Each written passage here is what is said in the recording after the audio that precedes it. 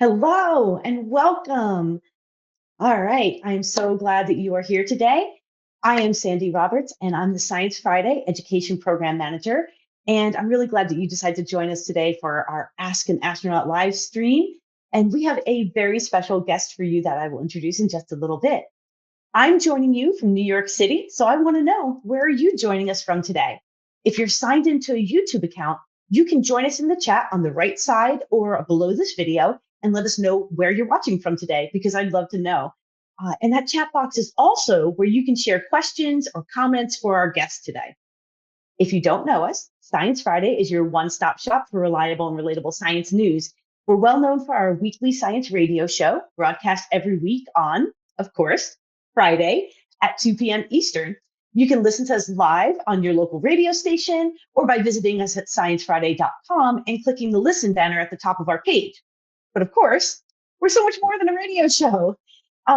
If you visit our page, you'll see a variety of articles and educational activities and community experiences, a lot like this one, for those of you that love STEM. So be sure to check that out. And of course, our archive for this event and the hands-on activities that go along with it are at sciencefriday.com/downlink. That's where you can find all the previous bits of video. That's where you can find great activities and trivia and fun materials. All right, before we get started, I want to go through a couple of quick reminders. Science Friday is committed to providing a welcoming and harassment-free environment. And since we believe that providing clear expectations is a necessary part of building a respectful community, here are the basics. Be supportive and respectful when speaking with one another or asking questions in the chat. Share generously and listen closely.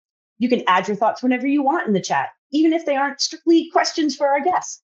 Do try to stay on topic, as we're here to discuss the International Space Station, space travel, science in space, and those kinds of related topics. And of course, we reserve the right to remove anyone who engages in demeaning, discriminatory, or harassing behavior today. Okay? Great. Thanks for sticking with me. So let's get to the main event, shall we? It's time to introduce our guest for today's live stream. I would like to introduce Dr. Ellen Ochoa. Dr. Ellen Ochoa is a veteran astronaut and was the 11th director of the Johnson Space Center. She was JSC's first Hispanic director and its second female director. Her previous management roles included the Deputy Center Director and Director of Flight Crew Operations. Ochoa joined NASA in 1988 as a research engineer at the Ames Research Center and moved to the Johnson Space Center in 1990 when she was selected as an astronaut. She became the first Hispanic woman to go into space when she served on a 9-day mission aboard the Space Shuttle Discovery in 1993. That is an event I remember very well. She has flown in space 4 times, logging nearly 1,000 hours in orbit. Born in California, Ochoa earned a bachelor's degree in physics from San Diego State University and a master's degree and doctorate in electrical engineering from Stanford University. As a research engineer at Sandia National Laboratories and NASA Ames Research Center, Ochoa investigated optical systems for performing information processing, and I need to learn more about what that means. And she was a co-inventor of 3 patents and author of several technical papers. Ochoa has been recognized as with NASA's highest award, the Distinguished Service Medal and the Presidential Medal of Freedom. She has received many other awards and is especially honored to have 8 schools named for her. Thank you so much for being here, Dr. Ellen Ochoa. Well, thank you so much. I'm excited to be with you today and to support Science Friday, even though it's Tuesday. Even though it's Tuesday. As we like to say, every day is Science Friday. Right. So before we jump into questions, and folks, let's get those questions into the chat. Can you tell me a little bit more about your career? It's impressive. Well, I've been so fortunate and lucky enough to be selected as an astronaut by NASA. This was, of course, after I'd gotten my doctorate degree and worked a few years as a research engineer. And then I had the opportunity to be on 4 space shuttle missions. So 2 of them, we were studying the Earth's atmosphere and particularly the issues of the ozone hole and ozone depletion. Wow. And then NASA had already started working with international space agencies to develop plans for an international space station.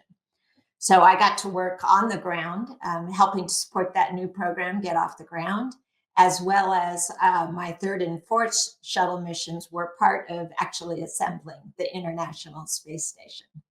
Oh my gosh, that had to be so exciting to actually put that human achievement together, right? That's amazing. Absolutely. Yeah. And it's so exciting to see it still going strong today. Yeah. Now, you were also the director of the Johnson Space Center. Can you tell me a little bit about that? Sure. After I'd completed 4 missions, I had the opportunity to then take a variety of management and leadership positions at Johnson Space Center. And that did culminate with me being the director of the center for about 5.5 years. And that's just such a huge privilege. We have a really talented team at Johnson Space Center.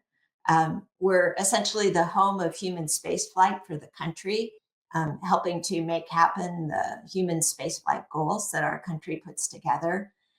We work with many partners on that. I'm sure we're best known for we have the NASA astronauts there in mission control, but lots of other people, a great engineering team, people who are experts in human health and performance in space, and then just all the people it takes to make all of this happen. Wow. That sounds like a really big and really important job. Thank you so much for doing that kind of work for our country and for the world. That's amazing. All right, so let's take a look and see. We have got questions rolling in, which is very, very exciting. All right, let's see. I'm going to actually start with a question that we got previously that I think would be really interesting because we've seen it come up a couple times. And a seventh grader, Claire, asked, is there a lot of trash in space? And is that something that you need to be concerned with as you're flying these missions above the Earth? Well, there are a lot of particles and objects in space that you do have to keep track of to ensure that, for example, astronauts on the space station are safe.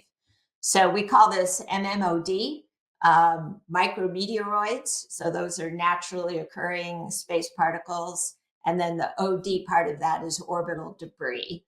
And so that can be anything from spent rocket parts from previous launches to a whole variety of other things.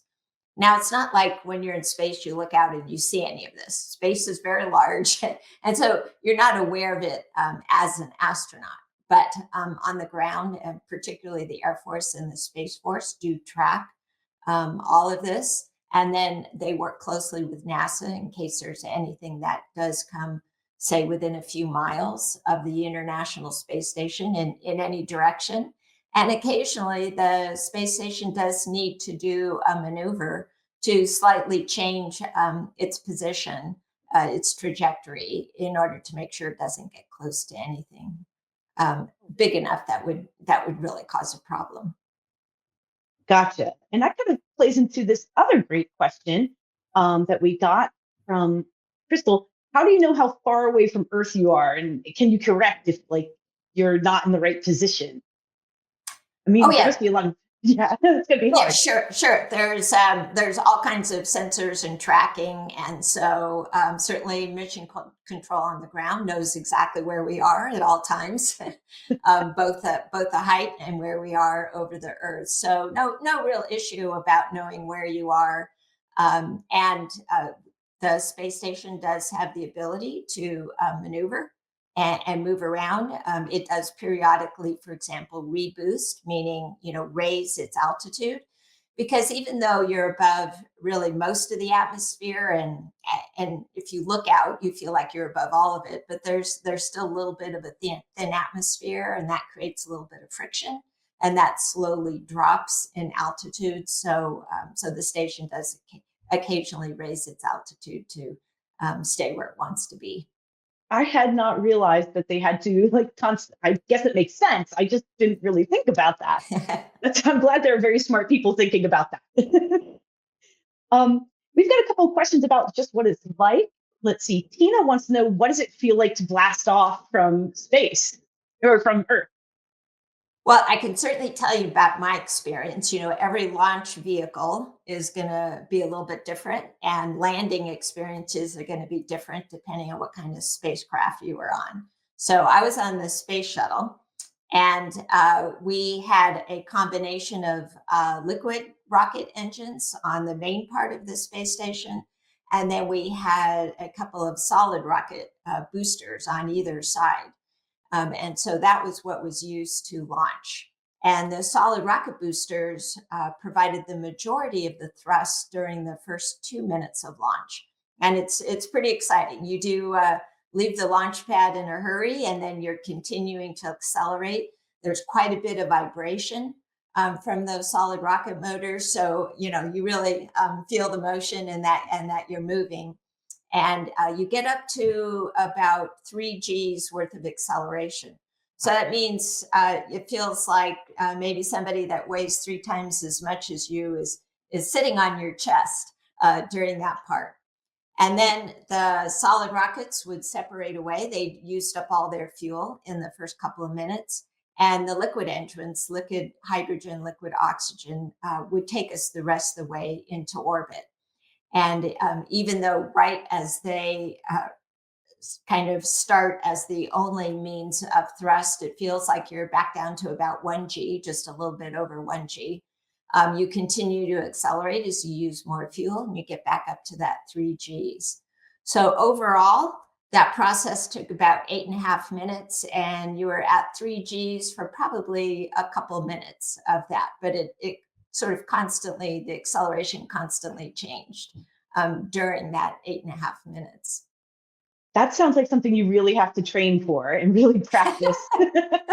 Well, so we generally get one opportunity in a centrifuge that's built for humans to go through the launch profile to understand what the G forces will be like. Now we get many other opportunities to just go through the what launch could be like, and what I would say different kinds of malfunctions that might happen, and how the crew working with the ground could overcome them. So we have a lot more practice in that. But you never really get the full experience except on launch day. Wow, wow. Yeah, we learned this morning that astronauts have to kind of know every part of the shuttle at least a little bit, and Right. because you have to be prepared for anything that could happen. And it sounds like the ground control crew is really important for that too, that they can help in those kinds of Oh situations. yeah. It's a big team, but the crew is a small part of it. And then we have a great team on the ground that helps us work through any issues that might come up. But of course, we do have to learn all the systems and be prepared, because one of the issues that might happen is that you lose communications with the ground. Oh, So you have to be prepared for that as well. oh my goodness. Yeah, I guess there have been movies about that. Um, um, Bella would like to know how long it actually takes to get from Earth to the space station, because it's 250 miles away, but I'm guessing it's a little different than driving by car. Yes, you're not going straight up. And even if you did, the station probably wouldn't be there when you got there. It might be on the other side of the earth, right? So, again, the answer to this really depends on what vehicle you're using. And it's not just about how quickly can you get there. So, certainly when we went on the shuttle, we would take a couple of days or a little bit over to actually get to the space station. We were carefully maneuvering, checking out things as we went along, making sure we were on the right path for, a smooth rendezvous and docking. We were also checking out other shuttle systems like the robot arm and the spacesuits, which we would need after we docked to the station. So we used that time, those couple of days, to really be prepared for the activities that we needed to do once we docked to the station. Now, I believe the SpaceX Crew Dragon takes generally around 24 hours. And again, it's not that they couldn't do it quicker, but they're also doing it in steps and doing checkouts along the way. I think probably the fastest trip to the space station is around 3 or 4 hours. That has been done a few times by the Russian Soyuz vehicle. And generally, there is always a NASA astronaut on board during those trips to the station as well. That's amazing. That's really amazing. And it sounds like you need a lot of math to make sure that you do this right. We've got some questions that are more about you. Okay. Uh, yeah. So Crystal would like to know what made you want to go into space? Well, there's probably a couple kinds of people, those wondering why you would want to go to space, and people thinking like, how could you not want to go to space? So I guess I'm a bit in the second category, but wasn't really thinking about it when I was a kid. And partly there were no women astronauts then. Nobody would have ever asked a girl, is this something you want to do when you grow up? Because it just wasn't available to women at that time. So when I was an undergraduate, and in fact, just after I had kind of moved to science to declare a physics major, I really hadn't been headed towards science or engineering at all before that. That was at the time that NASA selected the first group of astronauts that would train specifically for a new vehicle being developed called the Space Shuttle.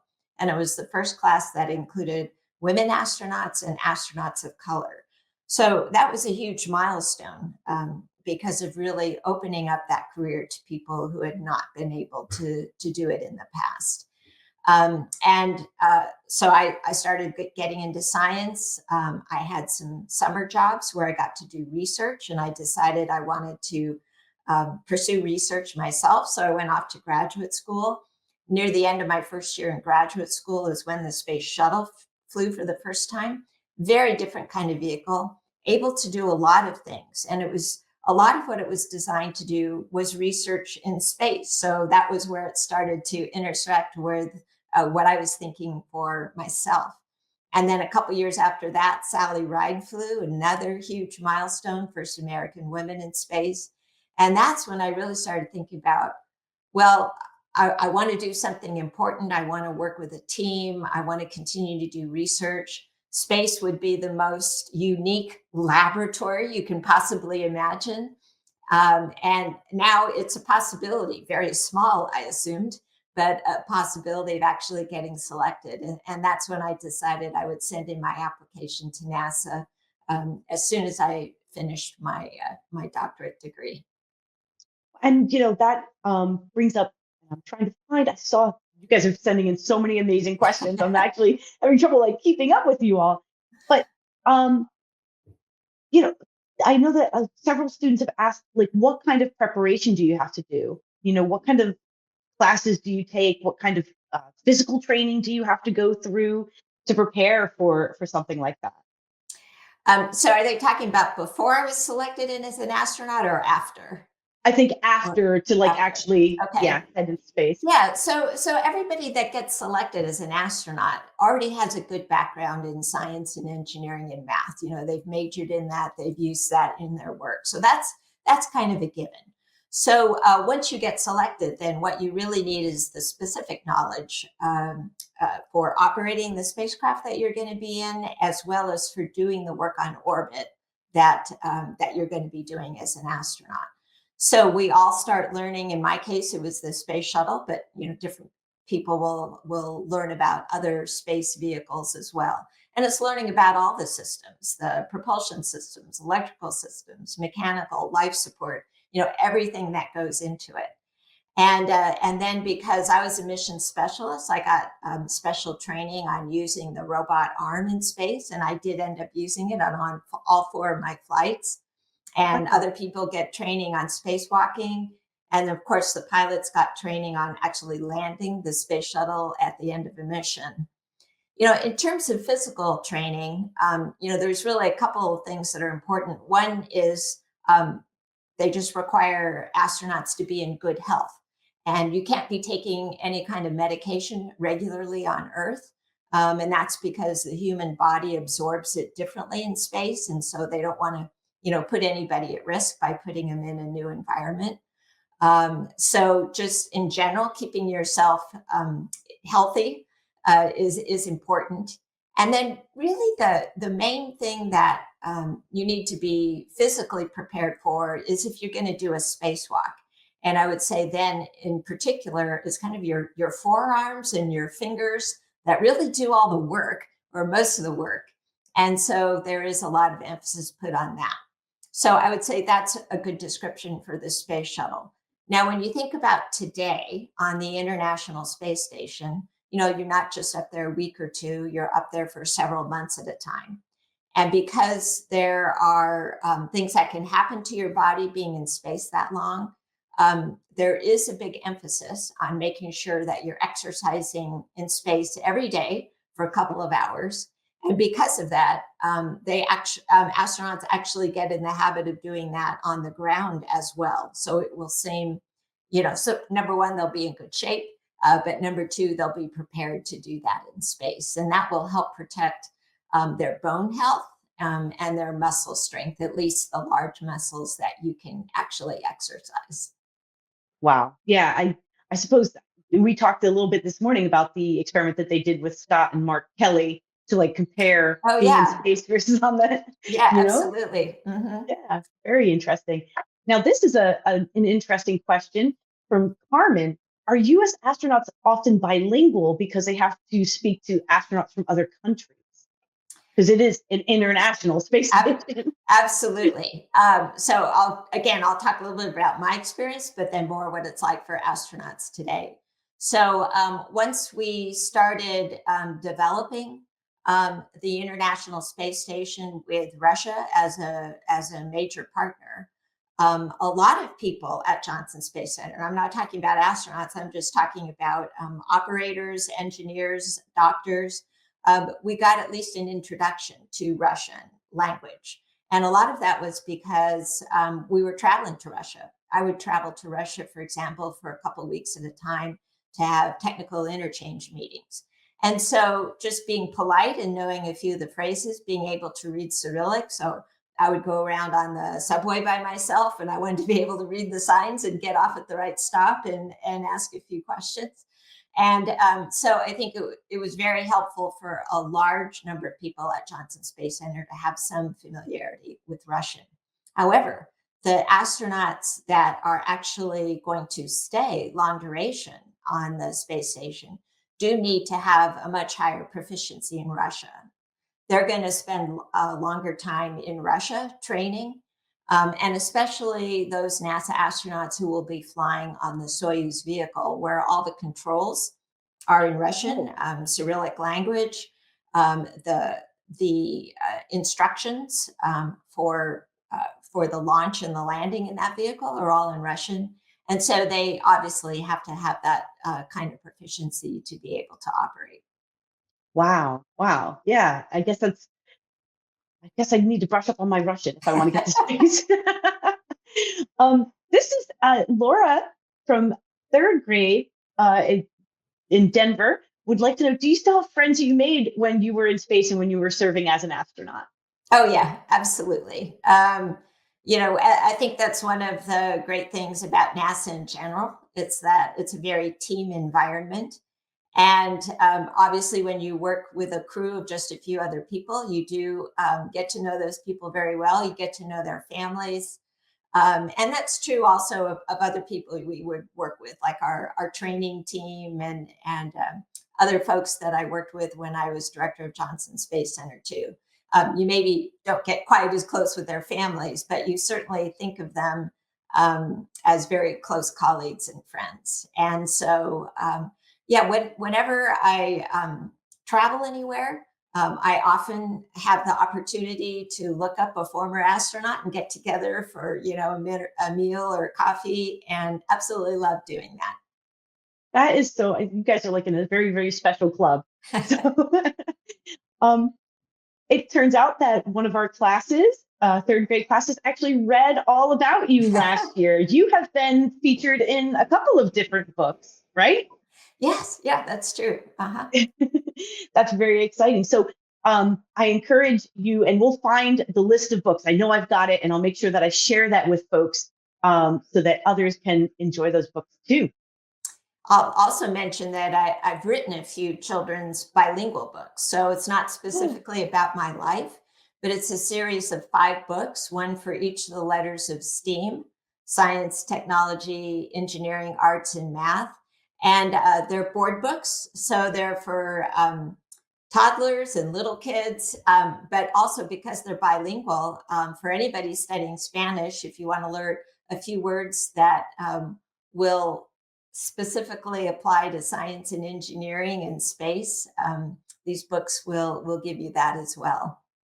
That's so exciting. I didn't know that. I'm going to have to find every one of them and add them to my collection. That's awesome. I thought this was interesting. Have you ever gotten to leave the shuttle to go outside into space or do a spacewalk? So no, I never did a spacewalk on any of my missions. One of the issues was the spacesuit really didn't fit me. They originally had some small sizes, which they discontinued, and so I didn't fit in the ones that they continued to use. But I was lucky enough to be able to use the robotic arm on all of my flights. I think I mentioned that earlier. Yeah. On my first two flights, I used the robotic arm to pick up a science satellite that was in the bay of the space shuttle and deploy it out into orbit. And then a few days later, we would come back and rendezvous with it, and then I'd use the arm to grab it out of space and then dock it back or berth it back into the space shuttle to bring it back to Earth.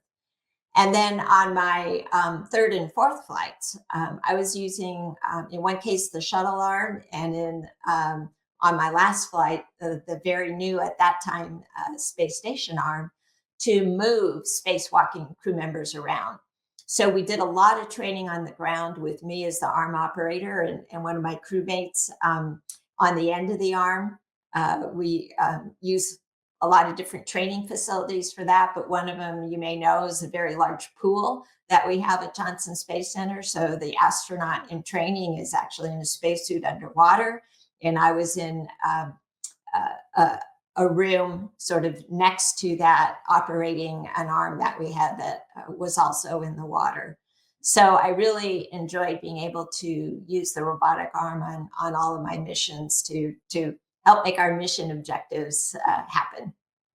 And I want to mention, if anybody wants to learn more about the robotic arm or practice and do a design activity that we have, Mission Tech Force is one of our activities for this program. So check that out. It's a really fun, hands-on challenge.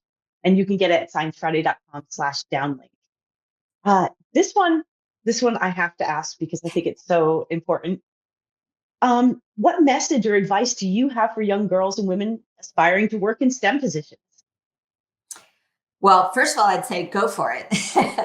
I mean, there are so many interesting, challenging, rewarding jobs that have something to do with science, engineering, technology. Those are subjects in which you're talking about making new discoveries and solving challenges that help people here on Earth. And I think those are both things that lots of kids are interested in, but certainly girls as well. And sometimes, they're discouraged from doing so. I think it's a lot better than when I was trying to study them. But you may occasionally find that people will discourage you. And what I think is important is that you kind of find your team, your supporters. Might be your parents, might be teachers.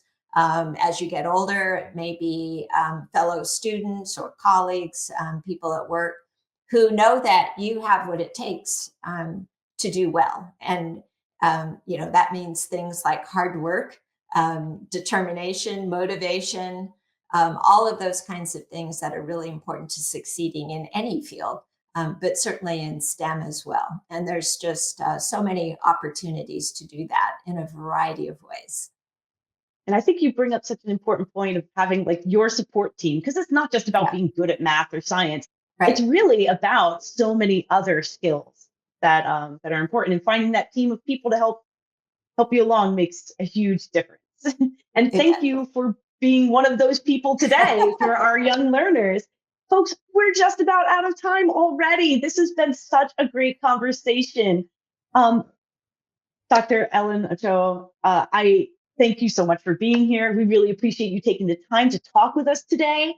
And we thank you so much for everyone who is attending and who's asked these great questions. Make sure you visit the event website at sciencefriday.com/downlink for the full schedule of events, because we will be back at 4 p.m. today with astronaut Nicole Stott.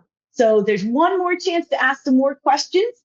And we have lots of other fun things planned for you. Before we log off, Ellen, is there anything else that you would like to share with our young scientists today? Oh, I just want to say thank you, Sandy. Thank you to Science Friday. And thank you so much to everyone who tuned in and wrote in such great questions. I was really happy to be here with you today. That is so great. Thank you, everyone. We will see you again very soon. We're going to sign off for now and take a little break. Take care, everyone.